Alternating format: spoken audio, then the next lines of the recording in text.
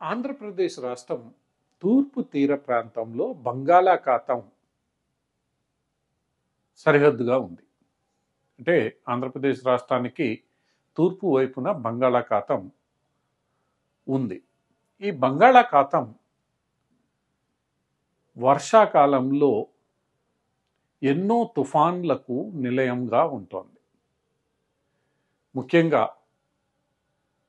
ఈ తీర ప్రాంతంలో నివసించే వారిని కానీ, ఈ తీర ప్రాంతంలో పుట్టి పెరిగిన వారిని ఎవరిని ప్రశ్నించినా మే నుండి మొదలై నవంబర్ వరకు వరుసగా ఈ బంగాళాఖాతంలో తుఫాన్లు ఏర్పడుతూ ఉంటాయి. ఆ తుఫాన్లు సాధారణ, అత్యల్ప, మధ్యస్థ, అతి తీవ్ర తుఫాన్లుగా మారుతూ ఉంటాయి. తదనుగుణంగా ఈ వర్షాలు, వరదలు ఏర్పడుతూనే ఉంటాయి. ఇది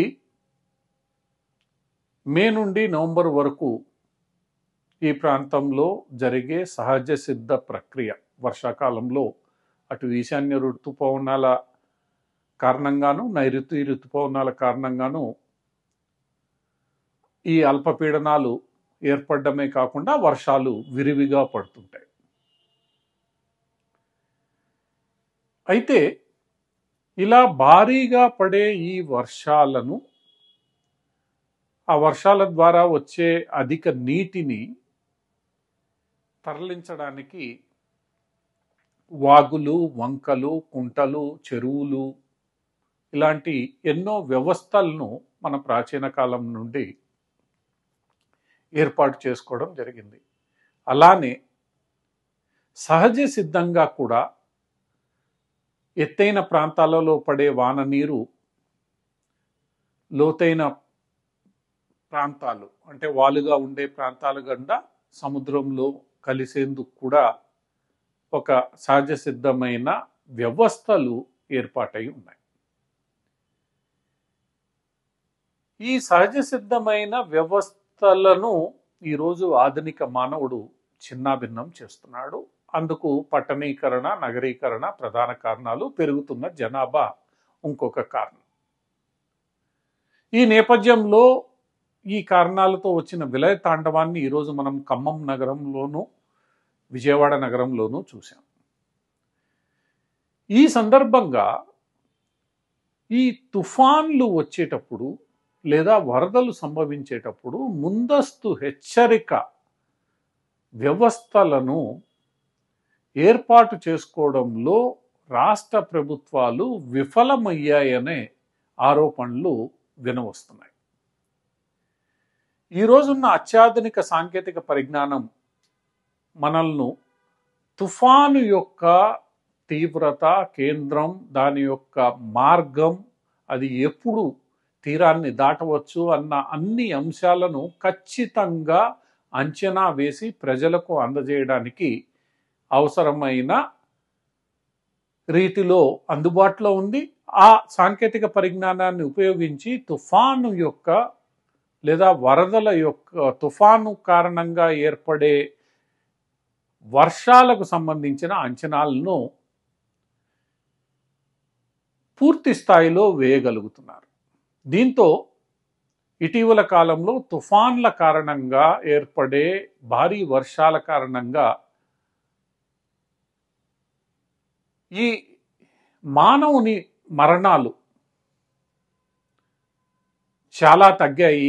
ఆస్తి నష్టం కూడా తగ్గుతూ వస్తోంది. ఎందుకంటే తగిన జాగ్రత్తలు తీసుకోవడము, మానవ ప్రాణాలు కాపాడగలగడము, ఇంకా పశువుల ప్రాణాలను కూడా కాపాడగలగడము చేస్తున్నారు.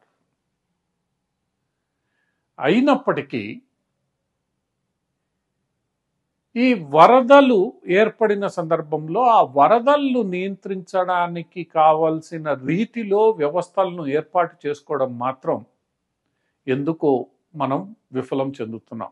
మనకి తెలుసు ఒక తుఫాను ఏ మార్గంలో ప్రయాణిస్తుంది, ఏ మార్గంలో, ఎక్కడ, ఏ ప్రాంతంలో అది అత్యధిక వర్షపాతాన్ని తీసుకుని వస్తుంది, దాని తీవ్రత ఎలా ఉంది అని అంచనా వేయగలిగిన మనం ఆ తీవ్రత కారణంగా ఏర్పడే వర్షము ఏ రకంగా పయనిస్తుంది, ఎక్కడి నుండి ఎక్కడికి వెళ్తుంది, దాన్ని ఎలా నియంత్రించాలి, దాని వల్ల ఏర్పడే దుష్ఫలితాలను ఎలా అరికట్టాలి అన్న విషయంలో మాత్రం ఎందుకో తగిన రీతిలో ప్రణాళికాబద్ధంగా వ్యవస్థలను ఏర్పాటు చేసుకోవడంలో విఫలమవుతున్నాం. ఈ విఫలానికి కారణం ఎన్నో, ఆక్రమణలు కావచ్చు, ఇంకోటి కావచ్చు. కానీ ఇంజనీరింగ్ నిపుణులు మాత్రం ఇలాంటి వ్యవస్థలను, ఆ వ్యవస్థల ద్వారా హెచ్చరికలను జారీ చేసే తీరును, అంటే హెచ్చరికలు జారీ చేసే విధానాన్ని ఏర్పాటు చేయడంలో మాత్రం ఎందుకో విఫలమయ్యారు. దీనివల్ల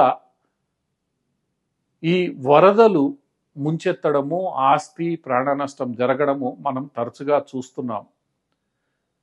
దీనికి ఒక సరైన పరిష్కారాన్ని సాగునీటి రంగ నిపుణులు, వాతావరణ శాస్త్రవేత్తలు అందరూ కలిసి చేయగలిగితే ఈ భారీ వరదల కారణంగా ఏర్పడే ఆస్తి ప్రాణ నష్టాన్ని పూర్తిగా అరికట్టవచ్చు.